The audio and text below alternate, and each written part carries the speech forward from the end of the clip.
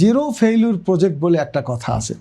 দেখেন আমেরিকানরা, চাইনিজরা তাদের লেখাপড়ায় তারা শিখছে যে প্রজেক্ট ফেল করা যাবে না, আর আমরা মনে করতেছি যে ফেল কোনো ব্যাপার না, কোনো জবাবদিহিতা নাই। ফেলিয়ার ইজ দ্য কি টু সাকসেস। দেখুন, তাহলে একবার না পারিলে দেখো শতবার। তো এই যে আপনি মনস্তাত্ত্বিকভাবে আপনি ভাবতেছেন আমি ফেল করলেও সমস্যা নেই, আমাকে 10 বার সুযোগ দিতে হবে, আপনি ওই যে রবার্ট বুশদের থিওরিতে যাচ্ছেন। কিন্তু আমেরিকা কিন্তু বলতেছে তুমি যখন প্রজেক্ট ঠিক করেছো এটা জিরো ফেইলিউর হতে হবে, you don't have any scope to be fail.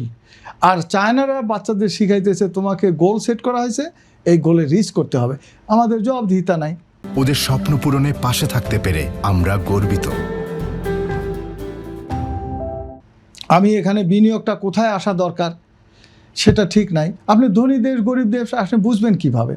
আপনার ইনকামের সমান আপনার খরচ থাকতে হবে। তা আপনার তো ইনকামের সমান খরচ নাই। আপনি $100 বিলিয়ন আপনি আমদানি করে নিয়ে আসেন, আপনি রপ্তানি করেন 55 বিলিয়ন, তার মানে আপনি প্রতিনিয়ত আপনি ডেফিসিটে আসেন। আপনার শ্রমিক ভাইদের টাকা থেকে আসতেছে প্রায় 30 বিলিয়ন, আপনি 15% আপনার ফরেন কারেন্সি শর্ট। আপনার এই 54-55 বছরে আমাদের দেখুন প্রায় $125 বিলিয়ন আমরা লোন করেছি শুধু এই ডেফিসিটটাকে ঠিক করার জন্য। তো আমাকে সরকার যিনি, তাকে ইনকাম বাড়াতে হবে, ন্যাশনাল ইনকাম বাড়াতে হবে।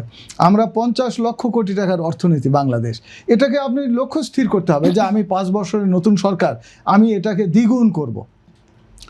50 লক্ষ কোটি টাকার অর্থনীতিটাকে আমি দ্বিগুণ করব।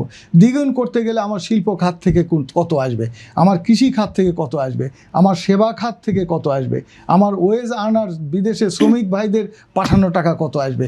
এই যে অঙ্ক, আপনি আবেগ দ্বারা তো রাষ্ট্র চালাতে পারবেন না।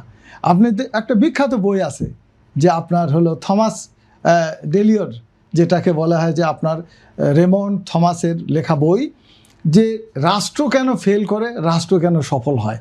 তো রাষ্ট্র কেন ফেল করে? রাষ্ট্রের ইনকাম বাড়াতে হবে।